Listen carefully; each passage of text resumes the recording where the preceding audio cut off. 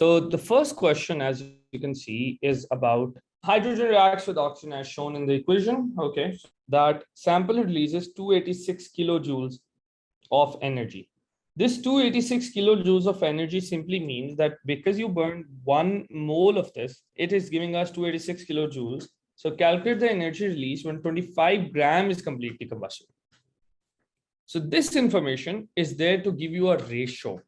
The ratio it's telling me is that if I burn 1 mole hydrogen, it will give 286 kilojoules of energy, which means I just need to figure out how many moles I burned this time. And based on that, I can easily figure out what my release of energy would be. Now for that, you just, obviously the first step is to figure out the number of moles of hydrogen. So hydrogen number of moles is 25 divided by 2. Why 2? Because it is 1 mole is 2 grams. Okay, so that gives me 12.5 grams or 12.5 moles. Now using the mole ratio, 1 mole is 286 kilojoules. So 12.5 moles is X. You cross multiply them and you get X equals to 12.5 times 286. So pretty straightforward. We will calculate the answer. Just give me a minute. So the answer is 3575. Okay. Now, a common mistake here would be that you divide it by 1000. But you have to understand that both these values, 286 as well as the new value that you found, they're both in kilojoules. So there is no need to convert them or divide them by 1000 again. They're already in kilojoules. Use ideas about bond breaking and bond forming to explain why this reaction is exothermic. Yeah, so what do we know about these kind of questions? I've explained it to you earlier as well, that whenever you see questions that are about relations, that when they ask you to explain something in terms of the other, then in those questions, you have to make sure that you first talk about the relation. So for example, over here, we will say that because they're asking us bond breaking and bond making, the first sentence that we should write should be that bond breaking and what's its relation to bond making. So we can say that bond breaking is it endothermic or is it exothermic? Does it absorb energy or does it release energy? Endothermic. It is endothermic. Yeah. So we will say bond breaking is endothermic. And then bond making is exothermic. And then we can talk about how this relates to the question that we have right now. So now we will make the question basically bring it into the context. Okay. So now we will see that because over here energy is being released. So we will say in this reaction, there is more energy released than absorbed. And that is why it's exothermic. Okay. So because it's a relation question, every time they give you something, for example, they say explain in terms of something or use ideas of something. That's a relational question. In any relational question, you have to first establish the relation and then give your answer. So this is where I'm establishing this relation, that what is the relation bond and energy. And then I'm talking about this particular context. Okay, next question. The reaction shown also represents the overall process that occurs within a hydrogen oxygen fuel cell. Hydrogen oxygen fuel cell, fortunately or unfortunately, many students don't spend a lot of time on understanding that chapter. And it's a really small topic, so I don't really blame anybody who doesn't. But it's important that you understand how it works. The video from yesterday also on my YouTube channel is also about the same hydrogen fuel cell, other cells that we have, electroplating and everything. So you can review that if you want to study in detail. But the basic idea is that in a fuel cell, you basically have two inlets. One is going to give us hydrogen, one is going to give us oxygen. There are electrodes there. Usually they're made of carbon, and there is one outlet. And this outlet gives us water. So what happens? Hydrogen comes in, oxygen comes in, and they make water. But isn't that what was happening here when hydrogen and oxygen is burning? And here they're saying that you are doing combustion, but the fuel cell doesn't do combustion. Fuel cell, although the equation of fuel cell and the equation of combustion is exactly the same, but there's one primary difference in fuel cell and combustion. Does anybody know what that is? So in combustion अलग होते हैं. What do you mean alag hote hain?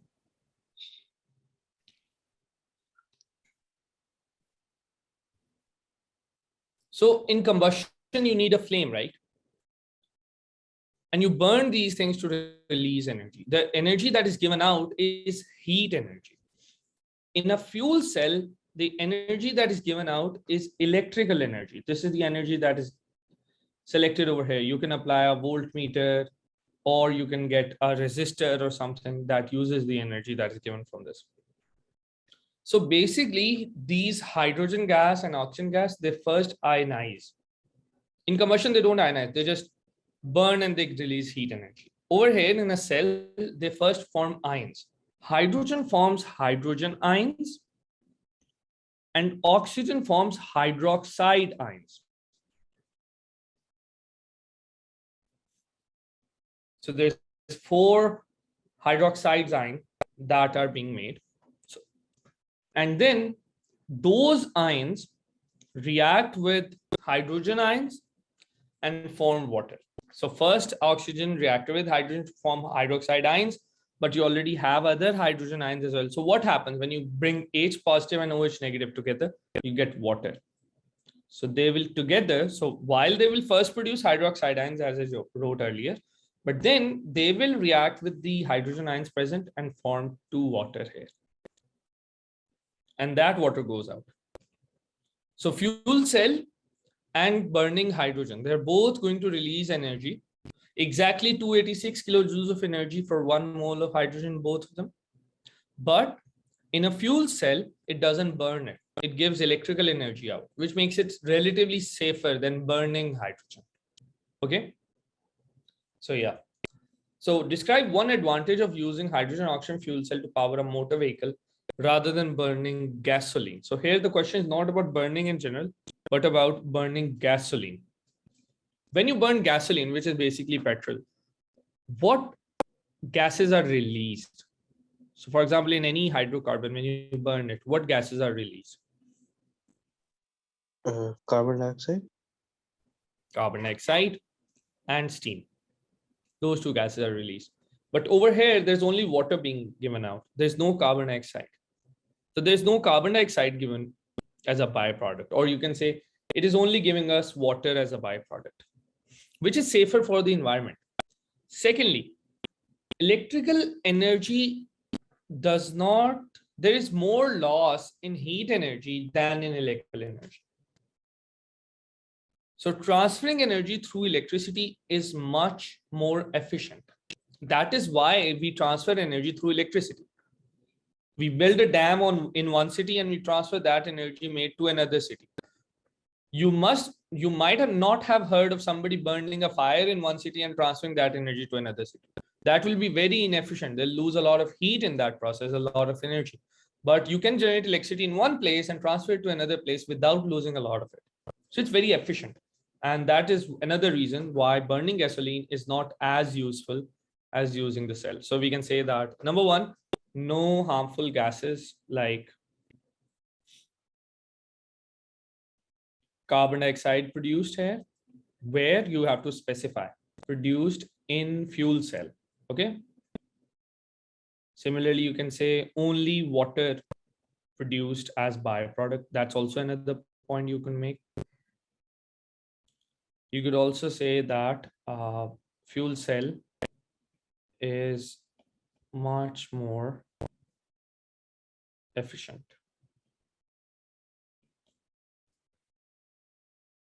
Clear? So multiple reasons. All right. This question. These esters are part of a homologous series. We know homologous series are groups of compounds, organic compounds that behave in a similar way. The MR, melting point, boiling point are given to us. Okay. Say the relative molecular mass of methyl pentanoate. All right, so we can simply calculate it. The easiest way to calculate it would be that you first write all the elements. So I have methyl pentanoate, that is 6 carbons, 2 oxygens, and 3 and 3, 6 and 6, 12 hydrogens. So now that I have the total, Sir, 5 carbons. no, there's going to be, there's pent for 5 and Oh, meth sorry, for sorry. 1. So together that is 6. Yes. It's fine. So 6 times 12 plus 12 for hydrogen plus 2 times 16 for oxygen. That gives me 116. So I'll just write it here. By the way, if you forget to write it here and the examiner still sees it here between you and me, examiner will give you the mark. Okay. So don't worry about write. Although preferred thing is to write where the answer belongs. But even if you write the answer here, examiner won't take away a mark. They will give you the mark. Just write the correct value. Predict the boiling point of methyl pentanoate. So boiling point, can we predict that? Let's see, what's the difference? This is increasing by 25. This is increasing by 23. This is increasing by 22. So there's a same trend that they're increasing by some value above 20. So take a guess. What would the next one be? So I've gotten multiple answers. One answer I received is 126, one is 123, one is 124, one is 121. Which of these should be right?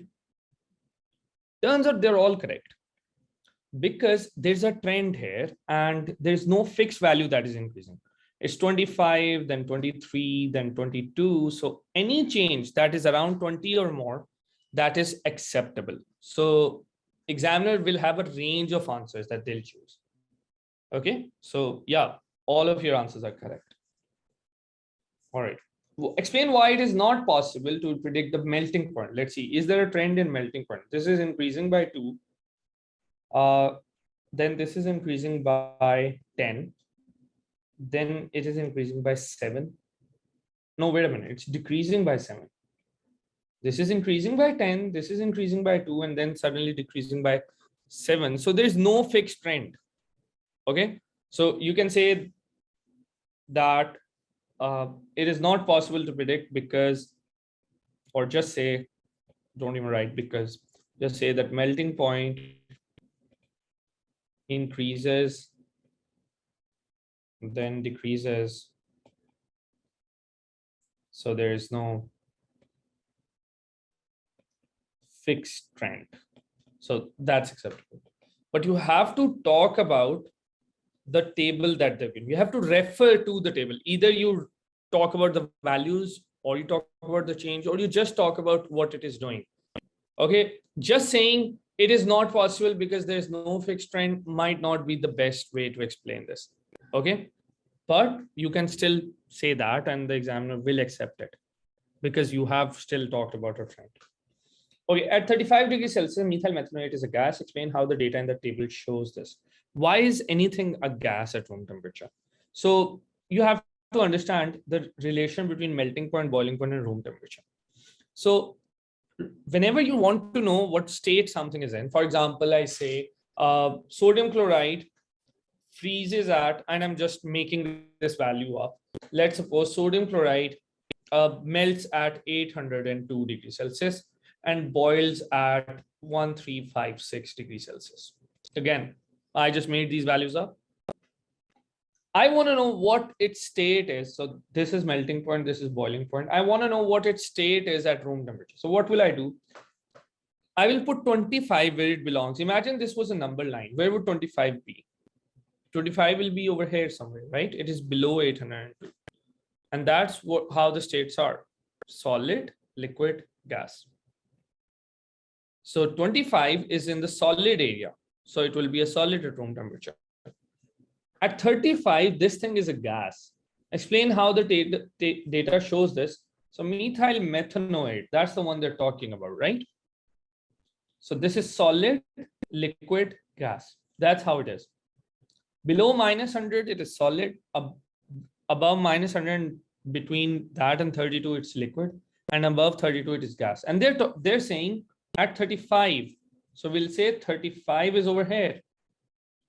So we'll say that 35 degrees is higher than the boiling point. That's it. Okay. Let me change the question a little bit. Let's suppose the examiner said, methyl methanoate, what is its state at room temperature? Give a reason.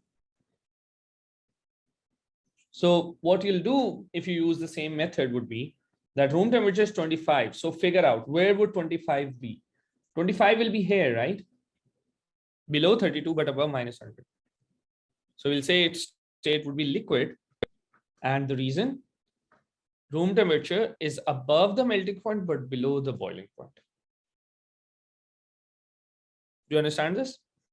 So in this case, of course, they're talking about 35, not 25. So it is a gas. So we'll say that 35 degrees above the boiling point. But if they talked about room temperature, then we would change that answer a little bit. But the method is still the same. Yes, Rabia, I see that you gave the right answer. Methyl pentanoate is used to flavor food. Suggest one other use of esters. So what do we know about esters? We know that esters can be liquids at room temperature, which means you can dissolve stuff in them. We know that esters have fruity smell, so you can use them for perfumes. Okay, and esters can be used to flavor food. They have already told us that. So any of those two uses would be fine. You can say that they are used in perfumes, or you can say that you can use them to dissolve other things. What do we call stuff that we use to dissolve other things? Solvents. Solvents. So they are useful solvents, yes. Methyl propanoate is prepared by reaction between propanoic acid and methanol. Okay. I've told you that the methyl part is coming from alcohol and the salt part comes from the acid. That's always true. Forward reaction is exothermic. Okay. So I've told you again, I'll remind you that there are three ways of looking at an equation. One is to look in terms of temperature. So because the right side is negative, we'll write this equation is a plus minus equation. Either an equation is a minus plus or a plus minus equation. Plus minus equation means that if you increase the temperature, it goes towards the positive side. If you decrease the temperature, it goes towards the negative side. That's Le Chatelier's principle. So from there, you can easily see which side it will go to. So for example, in this one, if I increase the temperature, it's going to go over here. And that means it's going to go backwards or to the left. Another way of looking at the equation is to look at the gaseous moles. Let's suppose this was gas, although this is not gas at room temperature. But if this was gas and the other things were gas, you can just look at the ratios of gases. So let's suppose I'm doing this reaction at 105 degrees Celsius. And at 105 degrees Celsius, this is a gas, this is a liquid, this is a liquid, and this is a gas. Okay. So now at 102 degrees Celsius, my question is, if I increase the pressure, what will happen to the equation? So because I'm talking about pressure, what you will do is you'll write the moles of gases. So how many moles of gas on the left side? That's right, Zara. And then how many moles on the right side? One again. Yep. So that's 1 to 1, which means whether you increase the pressure or you decrease the pressure, it doesn't affect the equilibrium. And the reason, moles of gas is same on both sides. Okay, so there are three ways of looking at an equation. One is in terms of the temperature changes, which is basically plus minus or minus plus. The other is to look at the gaseous moles, and the third is to look at the equation as it is. All right, calculate the maximum mass of methyl propanoate that can be made from 11 grams of propanoic acid. So I have 11 grams of this thing, but excess of this thing. Now, this basically tells me that ignore this substance.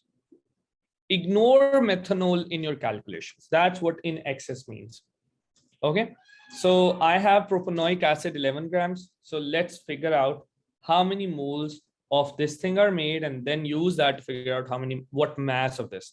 So I'll use two methods to solve this question. One is the method that I've made myself, and I'm really proud of it. And the other method is the usual method that teachers use. So I'll show you the second method first. So first step that we do is we first figure out moles of what propanoic acid. So what's the MR of propanoic acid? I have 3 carbons. I have 6 hydrogens. and 2 oxygens. So that's going to be 36 plus 6 plus 32. So the MR is 74. So first step, find number of moles of methanoic acid. That's going propanoic acid, sorry. So that is going to be 11 over 74, which is 0.1486 moles. Notice that I've written it to 4 decimal places. Why? This is not my final answer. That is the reason. During your calculations, write it to 4 decimal places or 4 significant figures so that your answer is very accurate. Even better is if you write it as a fraction or just use the value on your calculator. Don't just use that as the answer button on your calculator. Okay.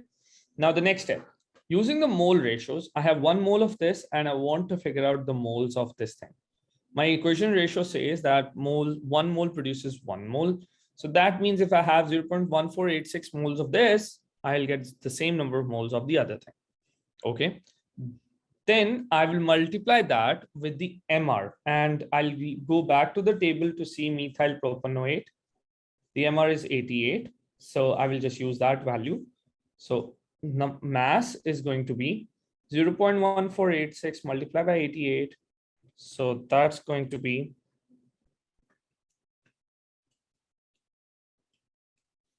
13.1 gram. Now I've written it to 3 significant figures because this is my final answer. Okay. So that is one method. This is a 3-step method for stoichiometry. This works every time. Let me reiterate what we did. This is a 3-step method and it's always like this. You have 2 things that you're comparing. Let me call this one the first substance and this one the second substance. So here's what you'll do. The first step is to figure out number of moles of the first thing. So whatever information you're given, for example, over here, you were given 11 grams. So using that, you figured out the number of moles of the first thing. That's the first step. Then you use the ratios, the mole ratio from the equation to figure out moles of the second thing. And then using that mole, so for example, over here, mole ratio was 1:1. So I said that 0.1486 is moles of both of them. And the third step is to find the answer, whatever your answer is. If it is mass, you multiply by MR. If it is something else, it goes like that. Okay. So this is always the strategy that we use in questions in which they give us information about one thing and they ask us information about the other thing. This is called stoichiometry. IGCSE people have it slightly easier that over there, they give you these steps, but still you need to know how to do it. So it's not all hunky-dory. You still need to know how to process that information. Now, here's a method that I would like to show. And what that is that I just know, I'm talking about this one and this one. So I'll just copy those parts. So CH3, CH2, CO2H, that thing. And of course, the other thing is methyl propanoate, whatever it is. Okay. The first step that I'll do, basically, I'm saying 1 mole produces 1 mole, which means 74 grams produces 88 grams. So I have a ratio. I'm comparing moles and mass now. And now I had 11 grams. It produces X. So I'll cross multiply. 74x is equal to 11 times 88. And that gives me 13.1 grams. There you go. Okay. So if you want to study this method in detail, I have uploaded a video on moles. You can go over there and I'll share the link in group as well. Or if you still don't understand, we can keep an extra class for this and review this. So I was in grade 10 when I made this. And my teacher, they asked me not to use it. And I think before COVID, I met the examiner from Cambridge and I asked him if I could use this method. And he said, yeah, this works. So you can teach it to your students. And that's when I started teaching this. So it's been with me for like, what, a good 13 years now. All right, moving on. The temperature of the reaction mixture is increased. So I have already said, we have already seen that this is a exothermic equation. This is a plus minus equation. Okay. State and explain in terms of particles what happens with rate of forward reaction. You just increase the temperature, right? So when you increase it, it's going to the positive side. See, it's much easier that way. So it's going backwards. So we will say that the rate. Now here's the thing. The left, going towards the left or going towards the right, they are both talking about equilibrium. But is the question about equilibrium? It's not. The question is about just rate. So we will say that the rate increases. So examiner has tried to trick us over here by giving us a reversible equation, because every time we see this, we are like, oh, this must be an equilibrium equation. But that's not the case. They're just asking us about rate, and rate increases if we increase the temperature, regardless of what happens to equilibrium. And now, why does the rate increase? We have to talk about kinetic energy. So it increases because particles gain kinetic energy. So more successful collisions per unit time. Two important words here. Number one, successful is an important term. Don't miss out on that.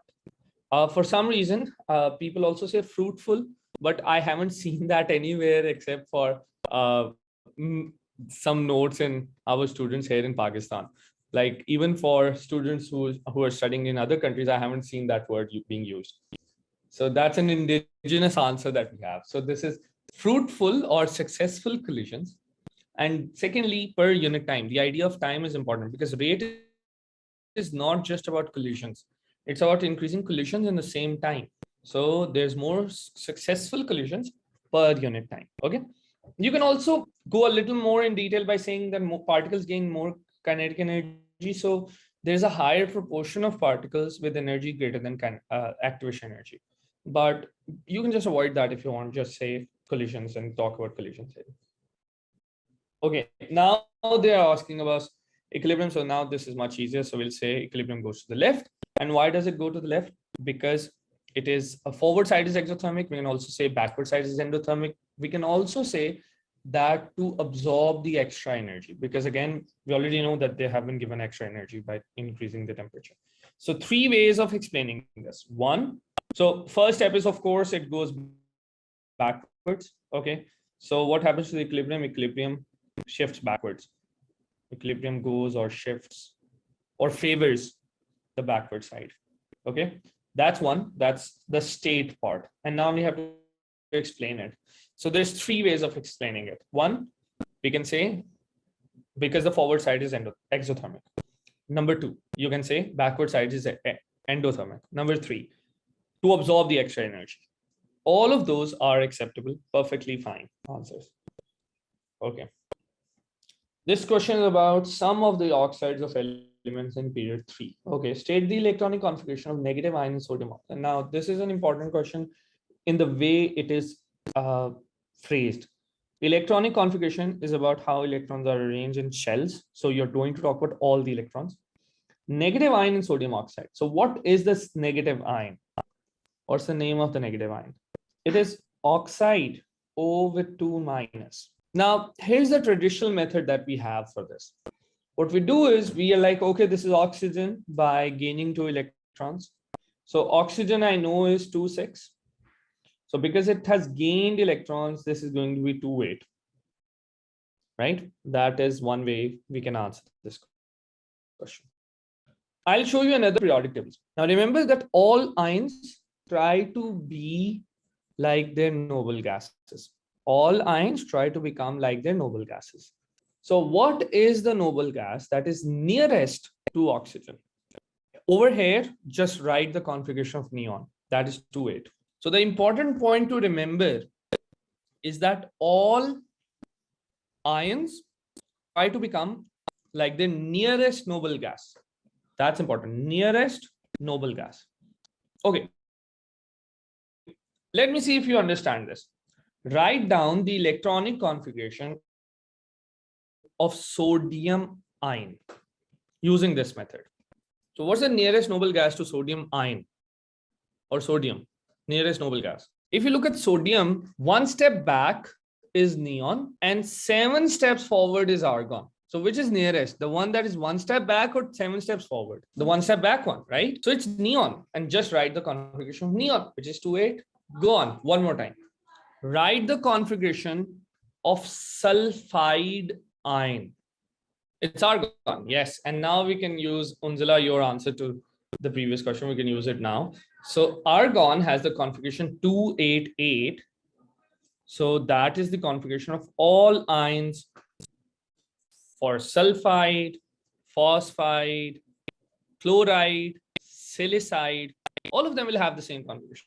Just look at the, okay, time for a tricky question. What about aluminum? Aluminum ion. What's the configuration of aluminum ion? So aluminum's nearest noble gas is not argon. It is neon, because neon is 3 steps back and argon is 4 steps forward. That is why aluminum's ion will form 2,8. Yeah, so now you understand this. Okay. Magnesium oxide is an insoluble base that can be used to prepare pure magnesium sulfate crystals. Describe the essential practical details for the preparation of pure magnesium sulfate. Okay, this question, I really like this, because if you understand this chapter, तो ये 4 numbers तो कहीं जा ही नहीं सकता. These are ours. So again, I'll give you an overview of what do we do. Anytime you want to make salt, here is the process. First, ask yourself, is it SNAP? What is SNAP? Sodium, nitrate, ammonium, potassium. Is it one of those? And the second question you ask yourself is it soluble? So if something is not soluble, then you use a method called precipitation. And what's precipitation? You take one salt that is aqueous for anion, and you take one salt that is aqueous for cation. One salt is going to give you anion, one salt is going to give you cation. You mix them. Obviously, what flask do we use to mix stuff? What flask do you use to mix stuff? Conical flask. Okay. So we mix them in conical flask. After that, you filter. Okay. Then wash and dry the residue. Why the residue? Because it's an insoluble salt. These 3 methods, 3 steps, sorry, are the making any insoluble salt. Precipitation. You take 2 salts, one will give you the cation, one. So for example, I want to make silver chloride. So I can take silver nitrate and sodium chloride. So sodium chloride will give me chloride, which is the anion, and silver nitrate will give me silver ion, which is cation. So I'll mix them in a conical flask, then I'll filter them. Silver chloride will be collected as residue. I'll wash and dry. Always wash, then dry. Okay. And there you go. Okay. If it is soluble, then the second question you should ask yourself is it SNAP? If it is SNAP, then you do titration. Okay. So that's the method for SNAP salt. So if you have sodium salts and ammonium salts or potassium salts, okay, nitrates even. So what is titration? You take an acid, you take an alkali, okay, you add indicator, okay, and add alkali.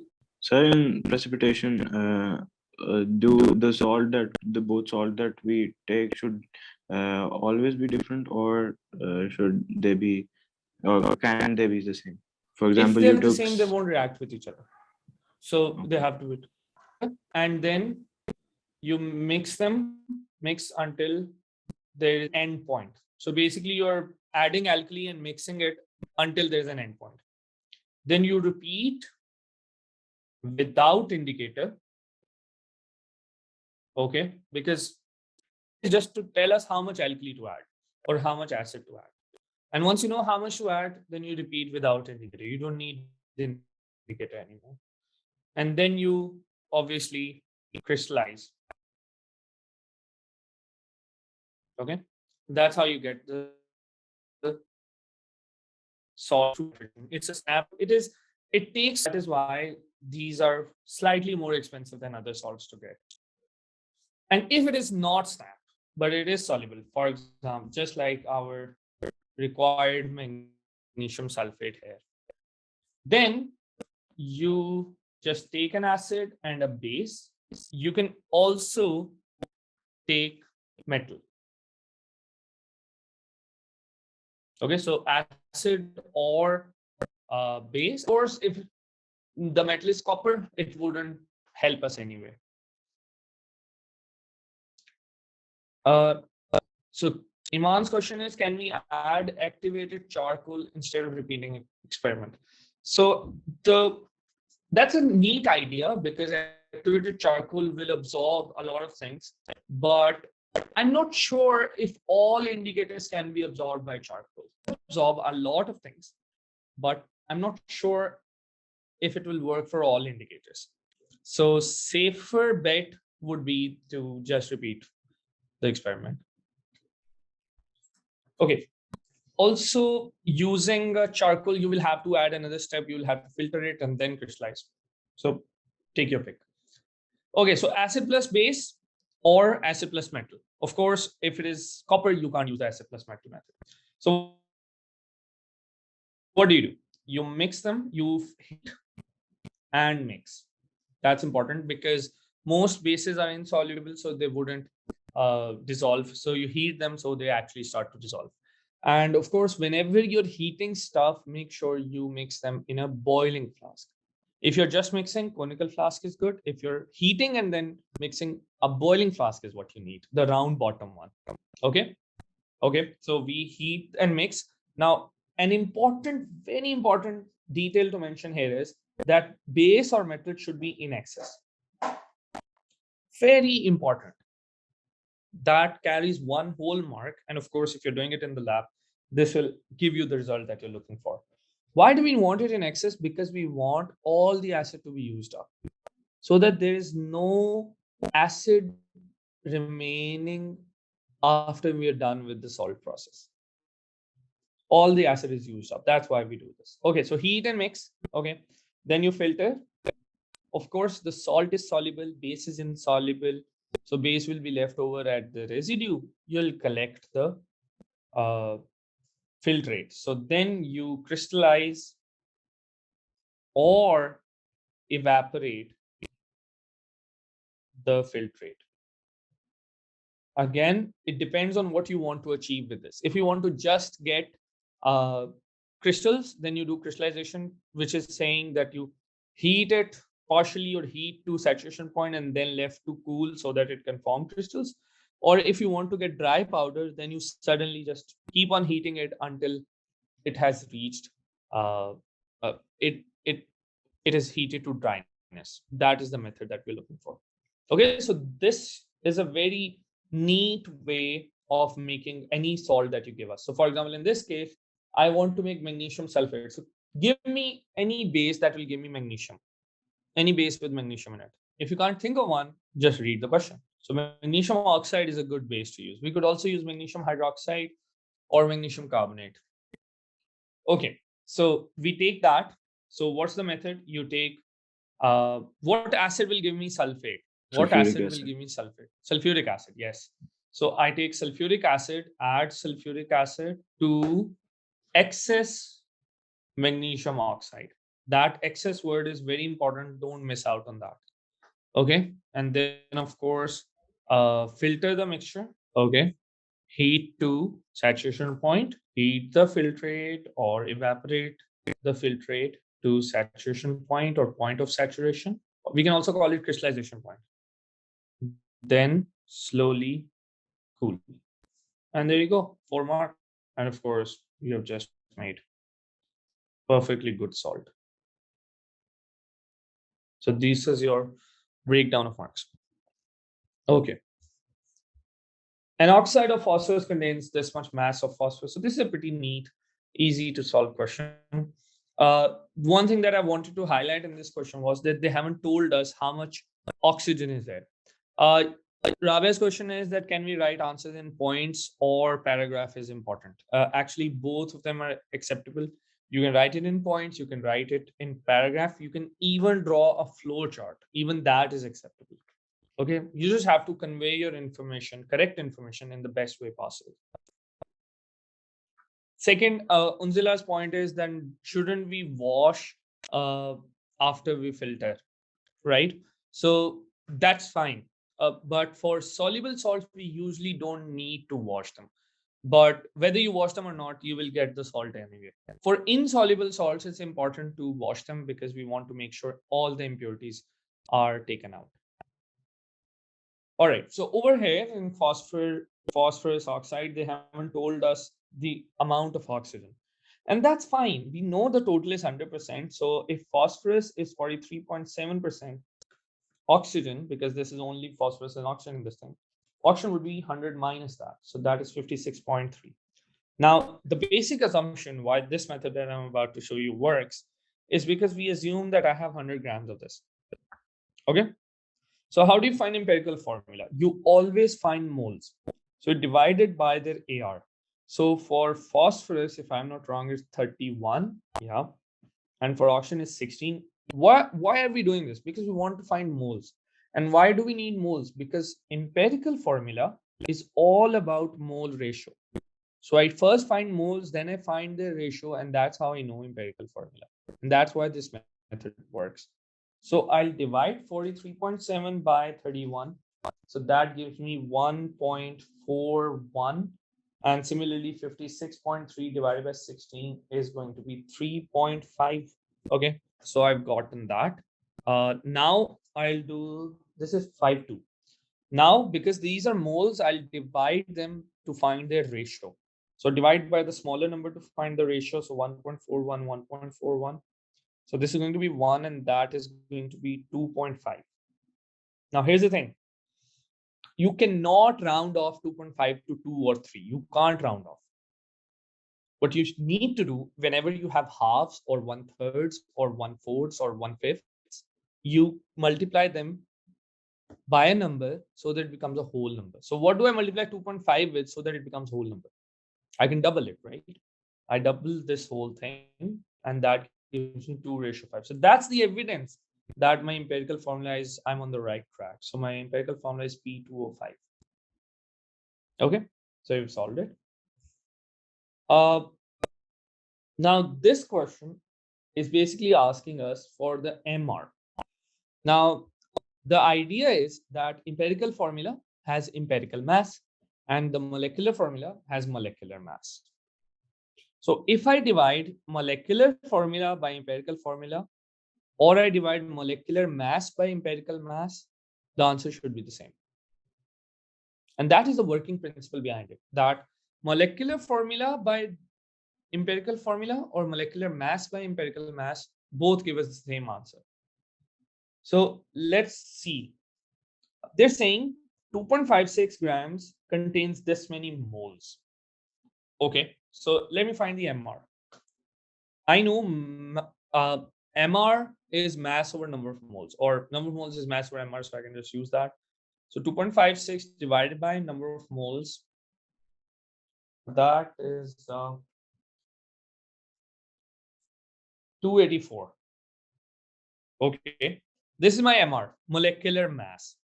Do I have my empirical mass? I can easily figure out. So empirical mass is going to be 2 times phosphorus plus 5 times oxygen. Why? Because my empirical mass was P2O5. So this is going to be 2 times 31 plus 5 times 16. That is going to be 142. So the idea is you divide molecular mass by empirical mass.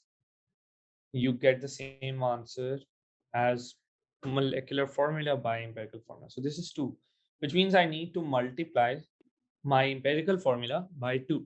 So if I multiply P2O5 by 2, I get P4O10, and that's my molecular formula. Okay. State the structure and bonding in silicon dioxide, giant, covalent. Don't say just giant, because ionic compounds have giant ionic, metals have giant metallic, and these compounds have giant covalent. Okay. So what if we only say covalent? That is the bonding, not the structure. The examiner is saying write the structure and bonding. Okay. Okay, sir. So the answer to previous question won't be 2. 2 is just telling us what the ratio is. So you multiply that with your actual answer to figure out. One question is, can we say macromolecule? Macromolecule is an acceptable answer, but not very good as far as the chemistry of this thing goes, because macromolecules can also mean polymers that we talk about, the ones with long chains. Silicon dioxide does not have long chains. It's basically one huge network. So while macromolecule is not wrong, it is not the best answer that we can give. Okay. This one is a pretty simple question. Each compound can be used once. So produces ammonia when its aqueous solution is warmed with aqueous sodium hydroxide and aluminum. So if something gives gives ammonia just by reacting with sodium hydroxide, that has ammonium. But if something gives ammonia when sodium hydroxide and aluminum are added, that thing is nitrate. Okay. So remember this thing. Basically, aluminum is used to reduce nitrogen there. So that's the use of aluminum. Aluminum acts as a reducing agent, which is the reason ammonia is made. Okay. So has to be something with nitrate, but not ammonium. So what I'm saying is that everything with ammonium in it is acidic. So if you react it with base, so ammonium plus base gives you ammonia and something else. Okay. But ammonium plus base plus aluminum, that is a redox reaction. In this reaction, nitrogen is reduced. Okay. And it produces ammonia. So in this one, it simply breaks down, and in the other one, it reacts and then it gives ammonia. So, sorry, it's not ammonium, it's basically nitrate. So nitrate plus base plus aluminum, redox reaction giving ammonia. So if you need aluminum, that means you're doing a redox, that means you have nitrate. But if you're just using the base, then that means it's ammonium. So something with nitrate in it. Silver nitrate, yep. So that could be the answer. Silver nitrate in this one. Okay. Contains ions with -1 charge, which is present in fertilizers. So fertilizers have N, P, or K. Nitrogen has nitrate, which is -1. Phosphorus makes phosphate, which is -3. And potassium is obviously potassium ion. So this would be, while this is used to make fertilizer, this can be used to make fertilizers. Because one is providing nitrogen, the other is providing phosphorus and potassium. But only one has negative charge. So we will also say silver nitrate. Okay. Another question that sometimes students ask is that, do we write the name or we write the formula? So remember, in question like this, where they've given you a list and you have to select from the list, write whatever they have given you. If they've given you the name, write the name. If they've given you the formula, write the formula. If they ask you to pick A, B, C, D, you pick A, B, C, D. Contains ion with +2 charge. That's easy. Magnesium is a +2 charge thing. Yeah, just that. Forms an orange color when it reacts with chlorine. So what forms orange color? The thing with bromide in it. Okay. So bromide, pick one. Lithium bromide. Now, do not write aluminum iodide, because iodide can give us brown color when it reacts with chlorine. Okay. So that's a distinction. Iodine solution is brown, but bromine solution, red, brown, or orange. So that's a distinction examiner has recently started to make. Is a hydrocarbon that is formed from bacterial decay. That is methane. We know bacterial decay forms methane. Okay. This is an important question. So just give me a few more minutes and then we can go. Ethane is a member of alkyne homologous series. So we don't study alkynes. But in 2020, there were two questions, both in IGCSE and in O levels, where they talked about a totally random homologous series, which wasn't in syllabus. In IGCSE, they talked about aldehydes, and over here, they talked about alkynes. It's perfectly fine. We can still solve it because they are not going to ask us things that are beyond our syllabus. So ethane is a member of alkyne homologous series. The molecular formula is this. Predict the formula for the fifth member. So what do? We just look at the trend. So if you look at the trend of carbon, carbon is increasing by 1. And if you look at the trend in hydrogen, hydrogen is increasing by 2. So just look at the trends individually and you will get there. But if you try to come up with a general formula, then you might spend more time on this than you need. We don't need the general formula in this thing. Okay? So don't try to form one unless they ask you. Ethane reacts with hydrogen in a similar way to ethane reacting with hydrogen. We remember that ethene forms ethane. So they're saying ethane also does similar thing. Okay. And that should be addition reaction because ethene has double bond, ethane has triple bond. So they are unsaturated, they can form addition reaction. What type of chemical reaction? Addition. Predict the molecular formula of a product formed when ethane reacts with hydrogen. So ethane, if you add hydrogen to it, what would it do? You'll just add hydrogen, right? So look at ethane, that is C2H2. What happens if I add hydrogen? C2H4, right? What if I add more hydrogen? C2H6. And that's the most I can do. So either it can be C2H4 or C2H6, depending on how much you add. And they're asking us for the formula. So we'll write the formula. So you will write this or you will write this. Okay. 1,2-dichloroethene is produced when excess ethane reacts with chlorine. Okay, that's addition reaction again. You can call it addition or you can call it chlorination. Okay. Deduce the partial structure of the polymer of 1,2-dichloroethene. Okay. So again, we revisited it yesterday as well. So RCJ, that's what we need. Remove the double bond. So remove the double bond. Okay. Copy the thing. So I copy this same thing. So they asked us for 3, so I'll just copy it twice. And join. So join this with this, with this. And there you go. Okay. Now here's my question. Do I need to draw those brackets or I don't? I should. Because I'm looking for a partial structure, okay?